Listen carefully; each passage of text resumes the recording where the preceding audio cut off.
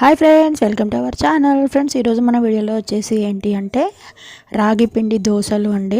రాగి పిండి ఆనియన్ దోశ అనమాట. చాలా అంటే చాలా హెల్దీ కదా, మనకి రాగులు మనందరికీ తెలిసిందే.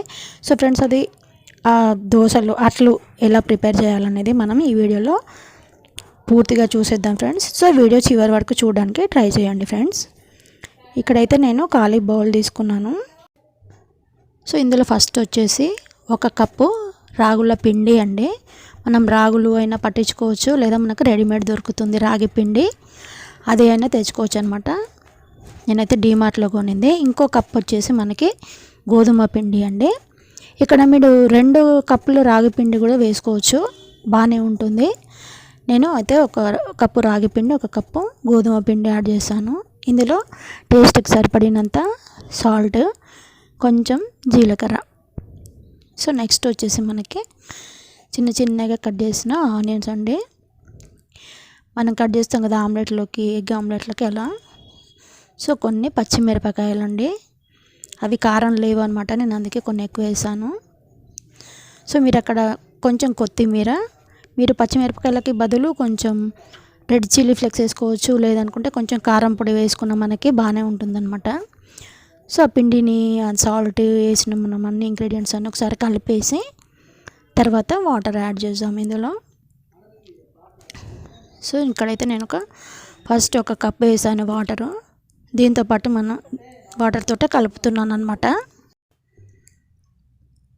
సో ఇక్కడ నేనైతే దాదాపు 3 కప్స్ వాటర్ యూజ్ చేశానండి. 2 కప్స్ కదా మనం వేసింది పిండి, దానికి 3 కప్స్ దాదాపుగా పట్టిందనమాట. మనకి దోశ బ్యాటర్ లాగా కాకుండా ఇంకా కొంచెం పలుచగా ఉండాలన్నమాట బ్యాటర్ అనేది. సో అది ఎలాగ కన్సిస్టెన్సీ నేను మీకు చూపిస్తాను చూడండి. సో ఇదిగా ఇంత పలుచగా ఉంటే మనకి సరిపోతుంది. ఇంకా ప్లస్ ఇదేంటంటే మనం ఆనియన్ వేసాం కాబట్టి కొంచెం వాటర్ కూడా వస్తుంది దాంట్లోంచి. సో ఇది ఒక 10 నిమిషాలు మనం పక్కకు పెట్టేసాం ఫ్రెండ్స్. నెక్స్ట్ వచ్చేసి స్టవ్ పైన ప్యాన్ పెట్టానండి, కొంచెం ఆయిల్ వేసాను. సో దోశ వేస్తున్నాను అనమాట. ఇక్కడైతే మనం దోశ అలాగ మనం స్ప్రెడ్ చేయకూడదండి, జస్ట్ అలా వేసుకుంటే సరిపోతుందన్నమాట. సో అది పలచగానే వస్తుందండి, మనం బ్యాటర్ అనేది పలచగానే ఉంది కదా. సో పైన మొత్తం తడి ఆరిపోయిన తర్వాత కొంచెం సైడ్స్లో కొంచెం ఆయిల్ వేసాను. అలాగే పైన కూడా అనమాట, మనకి దోశ పైన కూడా మహా అంటే ఒక 1.5 టీ స్పూన్ ఆయిల్ అయితే మనకి సరిపోతుంది అక్కడ.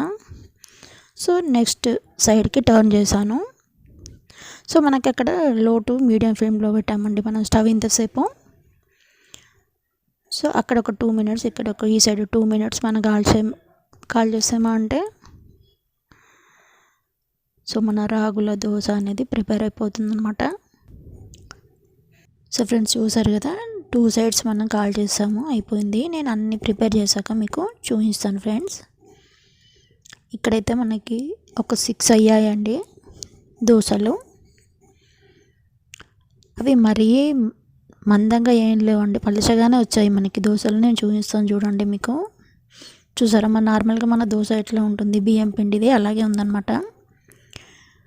సో ఫ్రెండ్స్, మీరు ట్రై చేయండి ఒకసారి, మీకు ఎలా కుదిరింది నా కమెంట్స్లో చెప్పండి.